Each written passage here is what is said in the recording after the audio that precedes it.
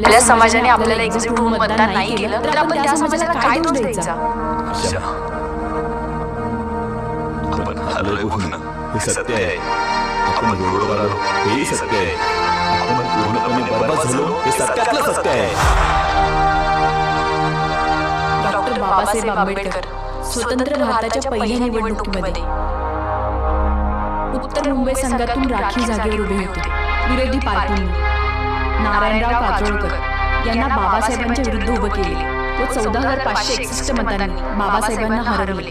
त्यानंतर 1954ला डॉक्टर बाबासाहेब आंबेडकर हे भंडारा मतदारसंघातून उभे असताना तेव्हाही विरोधी पार्टींनी भाऊराव बोरकरांना उभे करून डॉक्टर बाबासाहेब आंबेडकरांना 8,381 मतांनी हरवले. जर आपल्या समाजाने एकी केली असती तर कदाचित आज आपले चित्र वेगळे असते. डॉक्टर बाबासाहेब आंबेडकरांसारखे महापुरुष ज्यांनी समाजासाठी आपलं अख्खं आयुष्य वेचलं, अशा